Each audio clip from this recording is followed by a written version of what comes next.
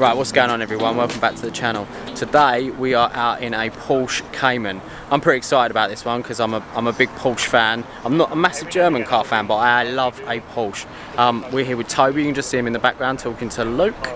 Yeah, let's stop with the talking and let's go driving. Right, what's going on everyone? So today we're back with Toby Smith, who works for Porsche. And he's kindly brought his Porsche Cayman down for us to go for a little spin. So, how's it going, Toby? You alright? Yeah, good, thanks, mate. Cool. Good day for it. Yeah, definitely. Yeah, weather is stunning. What does the car say? What is outside at the moment? 20, just over 20 degrees. Good, so. That's good. I would normally say that's really good for the turbos, but we're actually in a naturally aspirated car today, so it makes a difference. Toby, quickly rack off the base figures. What do you expect out of this when it's completely stock? So this is a 2.7 Cayman. It's got a flat 6 engine and pushing around about 275 horsepower out the factory, 275 PS, because the Germans like to use the new metric system. Yeah. So. But yeah, so 0 to 60 is around about 6 seconds. Top speed is about 165. It's not hugely fast in a straight line, but the real beauty of this car is the mid-engine balance and the sort of cornering ability and speed of it. So cool.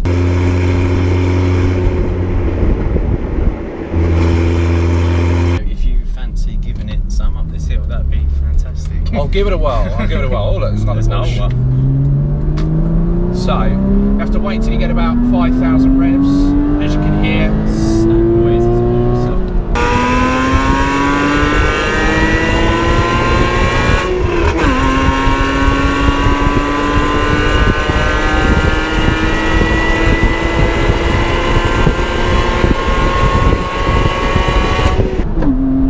You have to sort of wait till the cams build up a little bit. Revs round to about 7,500 RPM.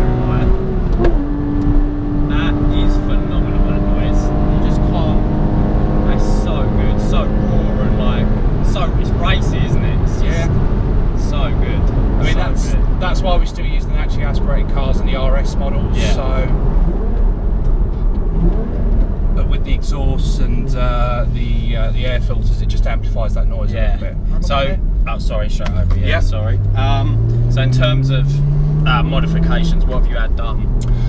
So starting from the front backwards, got Sunspot grills on the car just to protect the aircon condensers. Quite a popular mod because the Porsche leaves them really open, so they do sort of fill up with leaves and bits and pieces like that. So had the daytime running light rings and the headlamp washers painted satin black, just because it's a nicer look to the car, I think. Michelin Pilot Sport 4S tyres, all Porsche approved, so really lovely grip. Yeah.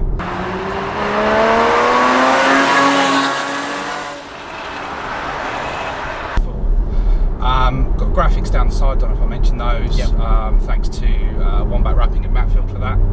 And then at the back of the car I've got a set of K&N air filters and Fab Speed headers on the engine, which gives it that sound.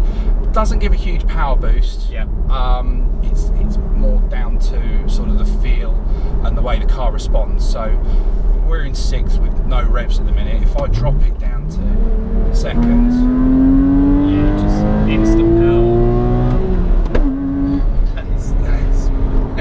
It just alleviates that flat spot, and it gets rid of the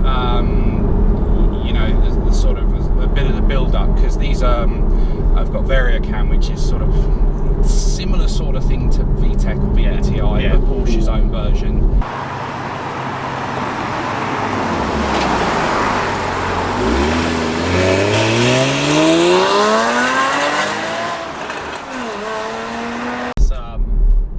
Going back to the engine, just I miss like, don't get me wrong, we've been in some crazy quick cars, all turbocharged cars, but I just don't think you get the same experience out of a fully naturally aspirated sports car. It's just the noise and the instant power, that you're not waiting for that turbo to spool up. It just makes for, I think personally, I think makes for a more fun driving experience. I know some people would completely disagree, but I think it makes for a better experience. Matt's TVR, you probably, if people have seen it on the channel, that's another good one. The noise is incredible, and the instant power is just. The only problem with that car is trying to kill you every time.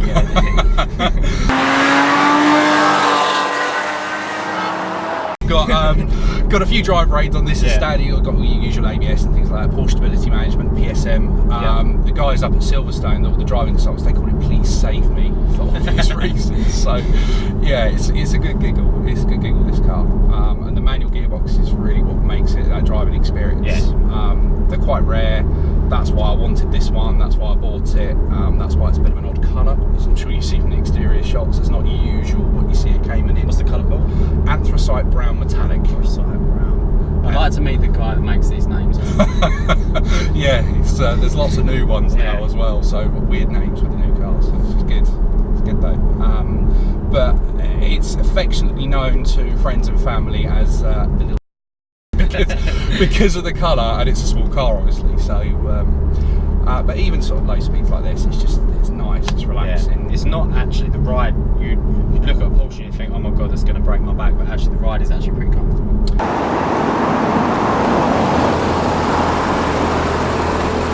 When you get to this level, when you get to when you start going Porsche, like the high-end Mercedes and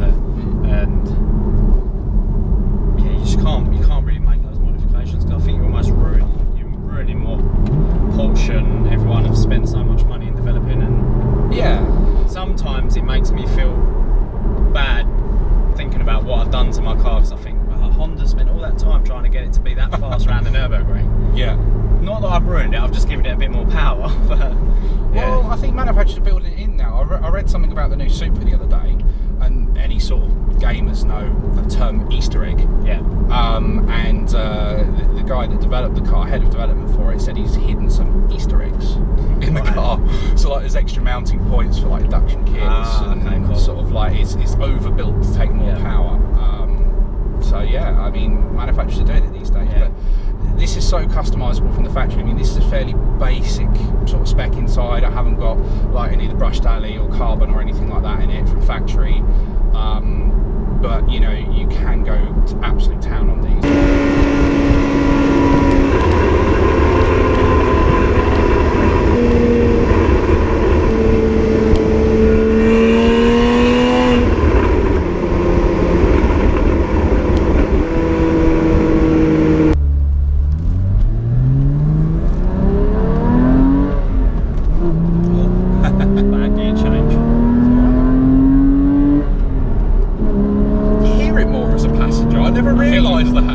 You definitely notice it more, don't you, as a passenger?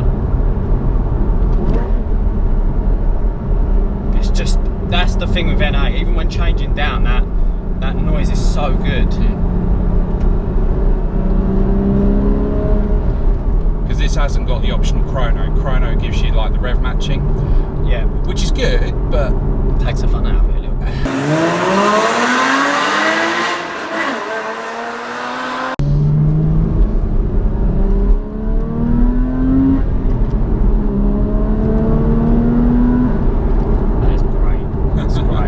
Once it's going as well, you can change gears and you get the whole experience.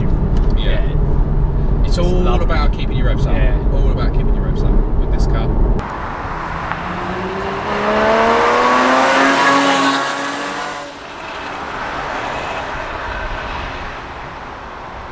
Thanks very much, Toby, for letting us drive. Is there any social media you want to put on the video? So a little bit. I want to thank Rob at Supercar Detailing, at Porsche Detailing, for doing a great job with the paintwork. I want to thank the guys at Wombat Wrapping.